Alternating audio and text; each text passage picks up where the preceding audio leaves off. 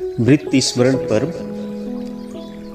आज मृत्यु स्मरण पर्व हम सब मनाते हैं। यह पर्व हमें यह स्मरण दिलाता है कि इस दुनिया में हमारा जीवन छाया की नाई, यहाँ हमारा कोई ठिकाना नहीं है। धन और महिमा परमेश्वर का है, यह राज्य ईश्वर का है। इस जीवन का मुख्य मृत्यु न्याय प्रभु यीशु, सारा पराक्रम उसी के हाथ में है और वही सब मनुष्यों को बढ़ाता और बल देता है। इस जगत में मनुष्य को जीवन भर उसी की महिमा और सेवा, स्तुति तथा धन्यवाद करना उचित है। मृत्यु स्मरण पर्व हम विश्वासियों को यही सचेतना देता है कि हम जीवन पर्यंत परमेश्वर का विश्वासी बने रहें। इसमें मूल विषय है ख्रिस्त विश्वासियों को मृत्यु लो विश्वास योग्य बना रहना चाहिए। इसमें पॉइंट है 3 पॉइंट। पहला पॉइंट है सुसज्जित जीवन बिताते हुए, और दूसरी बात है इसमें अलौकिक जीवन बिताते हुए, और तीसरी बात है उज्जवल जीवन की दशा लगाते हुए। तो पहली बात है उसे हम जानेंगे, सुसज्जित जीवन बिताते हुए। ख्रिस्त विश्वासियों को मृत्यु लो विश्वास योग्य बना रहना चाहिए। सुसज्जित जीवन बिताते हुए हमारा जीवन इस संसार में छाया की नाई है। यह कभी भी लोप हो जा सकता है, इसे हम नहीं जान सकते। हम मसीह के सेवक सेविका हैं, इसलिए मसीह ने हमें दाम देकर मोल लिया है कि हम उसकी इच्छा के अनुसार उसकी सेवा का काम करें। इस काम में हर समय चुस्त और तैयार रहना उचित है। जिस प्रकार उत्कृष्ट और बड़े रेस्टोरेंटों में काम करने वालों बैरे अपने विशेष पोशाक में चुस्त दुरुस्त रहकर हर समय सभी टेबलों की नज़र फिराते रहते कि कौन ग्राहक क्या इशारा कर रहा है, उसके आदेश का वे तुरंत पालन करते हैं। कोई तो सावधानी से द्वार पर खड़ा रहता है और अंदर आने वाले ग्राहक का स्वागत गर्मजोशी के साथ करता है। वहीं तृप्त होकर बाहर जाने वाले ग्राहकों का वाह भावभीनी विदाई करता है। इस काम में उनका सिर का चाबेदार पगड़ी पोशाक के साथ कमर में बंधा हुआ कब्रबंद देखते ही बनता है। ये सब उन बैरों के सुसज्जित रहकर सेवा को दर्शाते हैं। हमारे प्रभु यीशु ने आप एक सेवक की नाई अपने अंगूछे को कमर में बांधकर अपने शिष्यों का पांव धोया था। वह तो जानता था कि उसकी मृत्यु निकट है, पर यह उसने इसलिए किया कि सदा सुसज्जित रहकर एक दूसरे की सेवा करें। हम मसीहियों को हर समय अपने प्रभु के आने की सत्यता को पहचान कर सदा प्रभु के दिए गए पोशाक से अपने को सुसज्जित रहकर सजगता से अपने सेवा में लगा रहना उचित है, ताकि हम प्रभु के आने पर अपने काम में मुस्तैद पाए जाएं।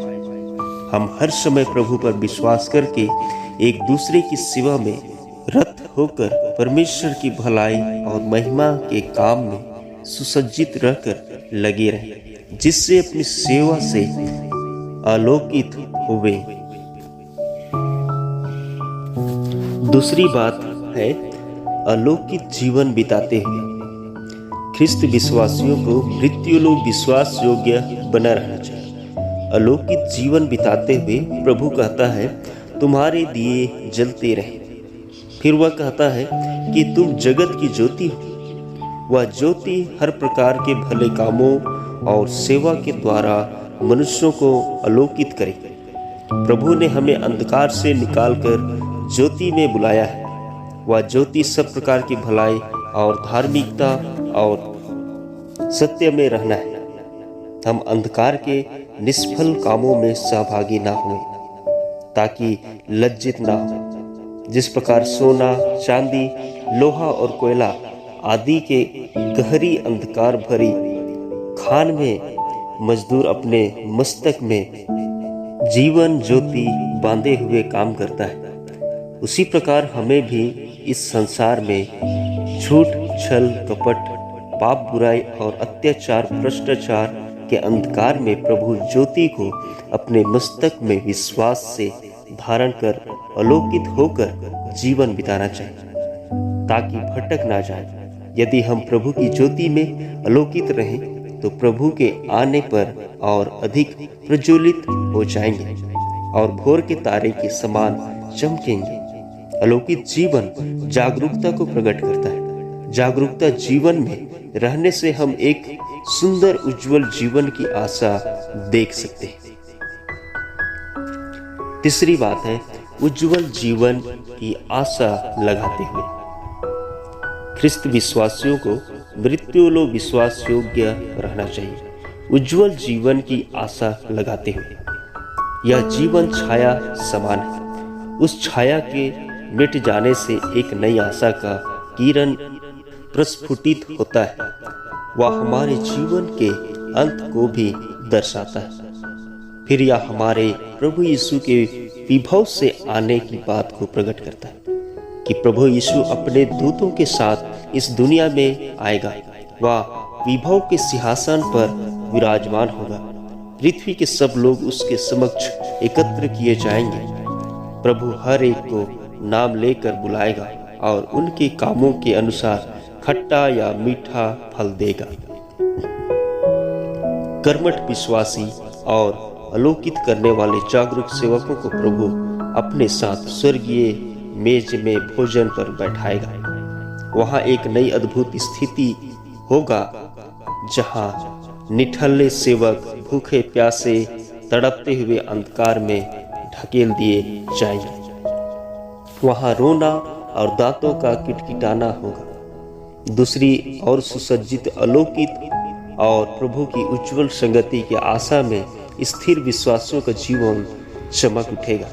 उन्हें अन्न, जल, कपड़ा, मकान और बिजली, पंखा की कमी किसी को महसूस नहीं होगा। वहाँ ना कंपन होगा ना तपन होगा। वहाँ सबका मुख प्रभु के तेज से चमक उठेगा। सबके देह में श्वेत वस्त्र होगा। सिर पर जगमगाता हुआ सुंदर मुकुट शोभायमान होगा। सब लोग शान के किलकारी करते हुए प्रभु परमेश्वर की प्रशंसा और महिमा में जय जयकार करते हुए हल्लेलुया का मधुर संगीत का गान करते हुए नहीं थकेंगे। यह जगत को कर्म भूमि या श्रम लोक कहा गया है। इस जगत में हम परिश्रम करने के लिए ठहराए गए हैं। हम हर प्रकार के अपने अपने क्षेत्र में सुसज्जित रहकर प्रभु पर विश्वास करके विश्वासता से परिश्रम करें। एक दूसरे की भलाई और सेवा के द्वारा जगत में अलौकिक जीवन प्रकट करें। हमारी सेवा मृत्युलोक विश्वासता के साथ होवे। हम कभी सुस्त और निठल्ले ना हो, पर सदा जागरूक रहकर उज्जवल भविष्य की आशा में रहकर प्रभु के आने की बाट जो अंत में प्रभु आप ही हमें प्रतिफल देगा। प्रभु की दया हम सब पर होवे। आमीन।